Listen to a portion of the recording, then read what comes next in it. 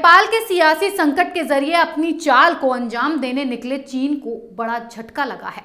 नेपाल में अपनी पकड़ मजबूत करने की मुहिम में चीन को नाकामी हासिल हुई, जिससे भारत ने राहत की सांस ली। एड़ी चोटी का जोर लगाने के बावजूद चीन न तो सत्तारूढ़ नेपाल कम्युनिस्ट पार्टी में विभाजन रोक पाया और न ही प्रधानमंत्री केपी शर्मा ओली और असंतुष्ट धड़े के नेता पुष्प कमल दहल प्रचंड को साथ पाया, जिससे चीन काफी बौखलाया हुआ है। ये रिपोर्ट देखिए।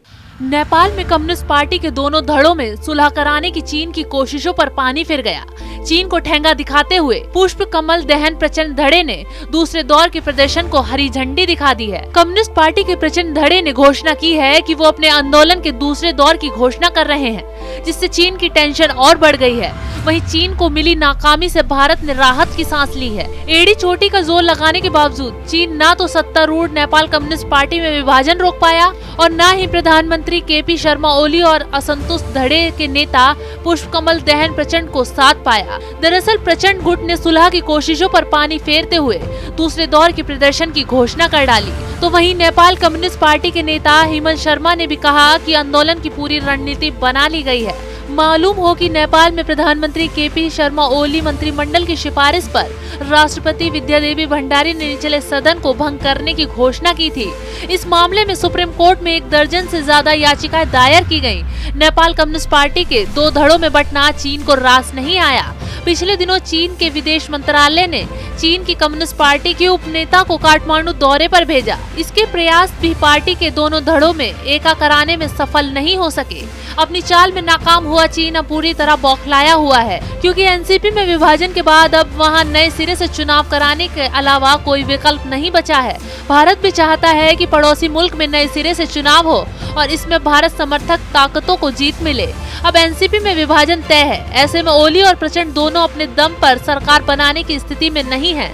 तो वहीं नेपाली कांग्रेस शुरू से ही चुनाव कराने की मांग कर रही है, लेकिन चीन नेपाल के सियासी संकट में घुस रहा था, क्योंकि नेपाल की कम्युनिस्ट पार्टियों का झुकाव चीन के पक्ष में रहा है। इसलिए जब नेपाल में अलग अलग कम्युनिस्ट पार्टियों को 2 साल पहले विलय हुआ, तब भारत की परेशानी बढ़ी थी और जिससे चीन काफी खुश हुआ। अब ओली और प्रचंड अलग हुए और कम्युनिस्ट पार्टी 2 फाड़ हुई तो चीन बौखला गया, जिससे अगर नेपाल में चुनाव हुए तो कम्युनिस्ट समर्थक वोट 2 हिस्सों में बटेंगे और चीन की उम्मीदों पर पानी फिरेगा, जिससे भारत को काफी फायदा मिल सकता है।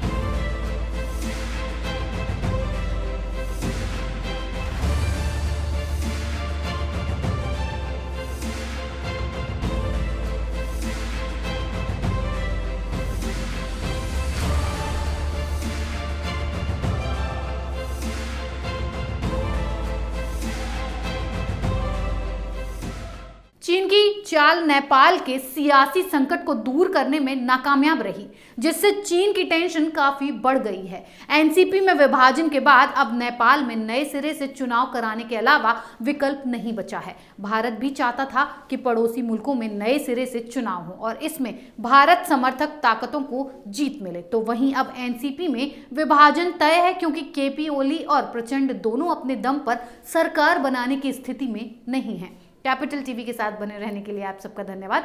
अगर आपको हमारा ये वीडियो पसंद आया हो तो इसे लाइक करें, शेयर करें और कैपिटल टीवी को सब्सक्राइब करना ना भूलें। अपने सुझाव हमें कमेंट बॉक्स में जरूर दें।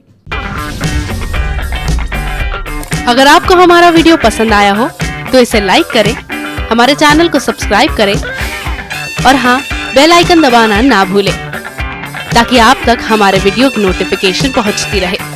आप अपना सुझाव हमें कमेंट बॉक्स में दे सकते हैं। हमारे साथ जुड़ने के लिए शुक्रिया।